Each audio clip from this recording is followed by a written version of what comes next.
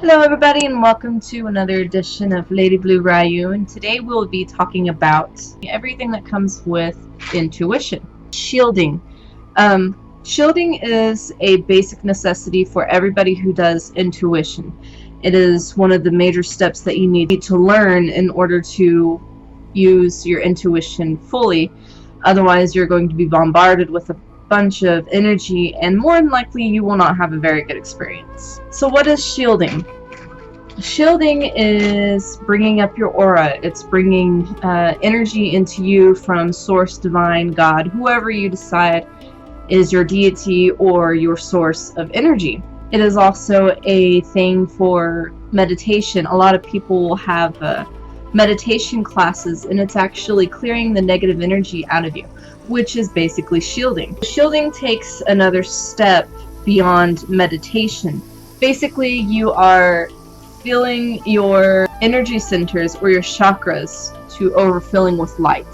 So the basic meditation parts that you will have for shielding is grounding, finding your source, and then filling your chakras and your aura with pure white light. Tarot reading. Tarot has two main parts, the major arcana and the minor arcana. Major arcana is about life events such as starting a new job, moving, starting a new spiritual journey, starting any kind of journey that is completely life-changing. And I'm not talking about getting a pay raise. That would be more of the minor arcana. The minor arcana is more about day-to-day things, such as relationships for the day or work and career matters. You'll get more of the minor arcana with those types of things. There's two types of readings with tarot cards. There is the traditional style, which is you cut the deck so many times, you shuffle so many times, you have somebody do the shuffling and the deck cutting so many times, and then you read the cards, the traditional guidelines of the cards. Like the Fool would be about starting a new journey, starting a beginning.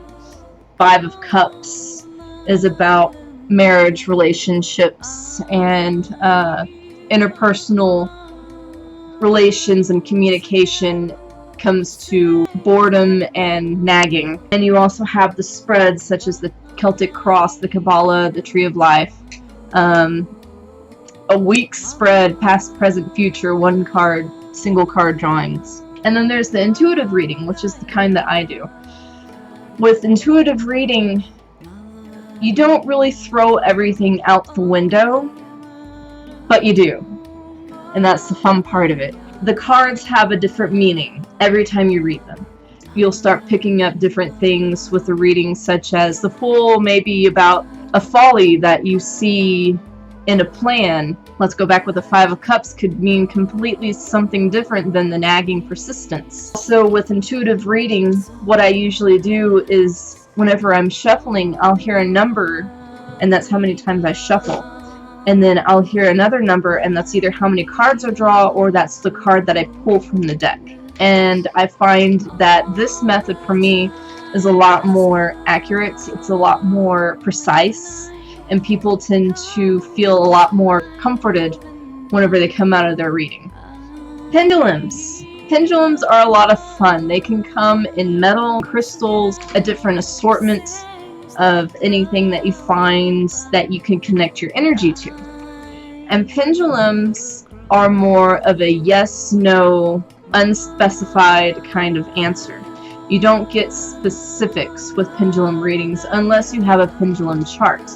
With places that are new agey, they have these pendulum books that will have like, well, if it's swinging this way, this is what it means, rather than the yes, no, and maybe, if that's what yours is. So here's how you would pick a pendulum.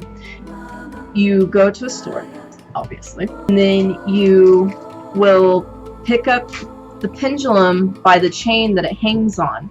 And then you just wait.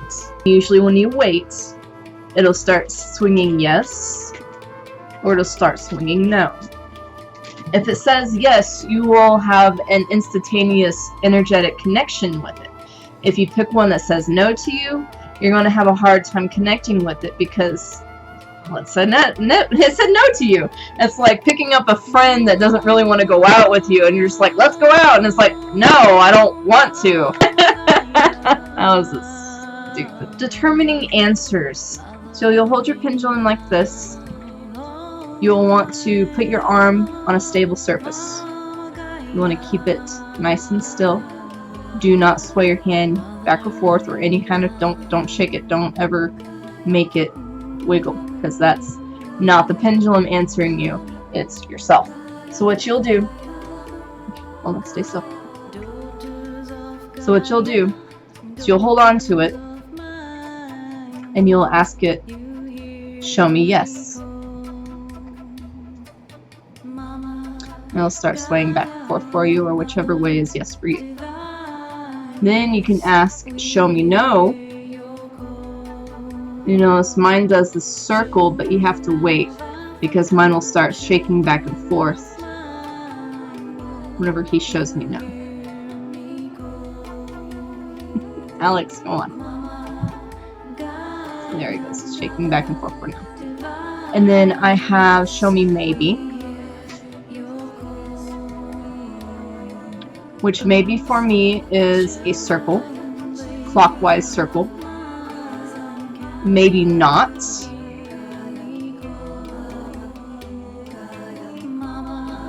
Start to notice he's doing a counterclockwise circle, or maybe not. And you can even do more specific answers such as probably not, which is a diagonal between the forward of the yes and the sideways of the no.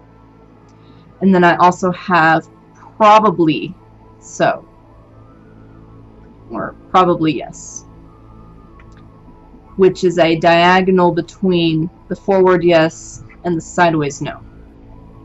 You can ask it questions that you know the answers to, such as, is my magical name Akasha? He already knew what I was going to ask. Well, he started saying yes. Is my favorite creature a dragon? Do I have a little girl?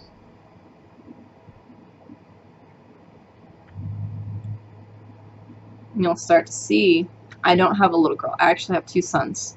So what you'll see is he's starting to change his answer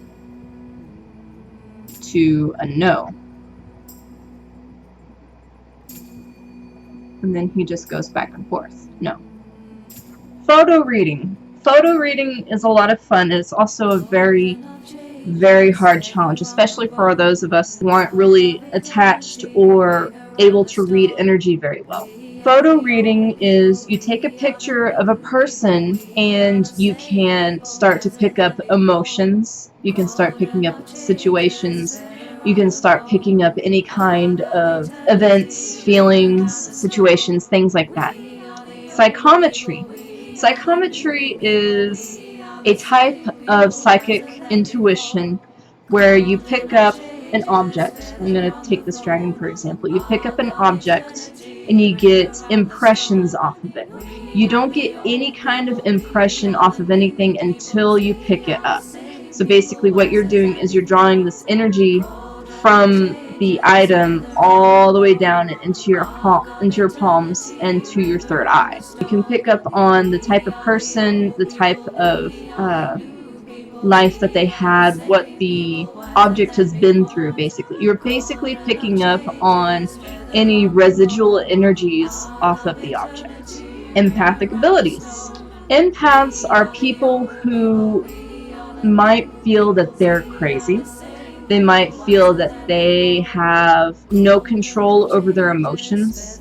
They might get bad vibes off of people, or they might feel really connected to another person. They might come across people that they know that they have problems, or they're just really drawn to them for some reason. And with empaths, they're actually energetic and emotional healers. Basically, they are feeling the energy that others get off of themselves and thinking that it's theirs. And here's where shielding becomes very important. With shielding, you will not pick up so strongly on these energies. You'll actually block them out. Unless that you can handle it and you understand that you're an empath and you can understand how to redirect it, or you can understand how to push it down into the earth whenever it's coming at you. Or you can choose to help, which is you bring that energy in, but you keep yourself separate, which is the really hard part of being an empath, is keeping yourself separate. You might find yourself easily influenced by other people's and their emotions, and may even trade emotions with these people. Say that you're really happy and this one person's really sad, and then suddenly you two have flipped emotions. You're suddenly really sad and this person's suddenly really happy for some reason. And that is one thing that we really need to learn to shield ourselves from these other emotions, because it's very draining. Reading other people's emotions also drains us of our own energy. And whenever you start connecting yourself to the higher energy light, the higher being, the divine, whichever one you want to call it, or just the universe if you're atheist, and start to pick up on these readings, and you can start to pick and choose who you can help at that time. Intuitive people start with empathic abilities and delving more deeply into these emotions to start reading exactly what they can do to help these people by seeing what caused the emotions, by seeing if it's something that's karmic, by seeing if there's something that's situational, or maybe even just psychological. Maybe this person has depression and it's just a mental health issue. And then you can start asking them if you're comfortable with it. You can start asking them, if they're okay, or if there's anything that they can help with, or, just giving love to people that you feel that they just don't feel loved enough, such as, people with suicidal tendencies and depression, or people who are just plain lonely. Alright, everybody, that wraps up today's about video. I hope you enjoyed it. Today was all about intuition and the different types. We will be delving more into these topics later on in the next few months. So if you enjoyed this video, give it a like, give it a share, give it a comment, and if you feel willing, go ahead and give me a subscription.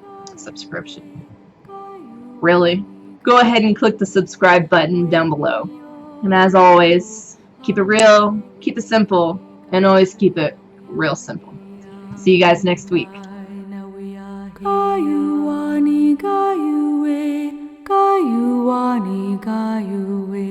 We ho, hawi hawi ne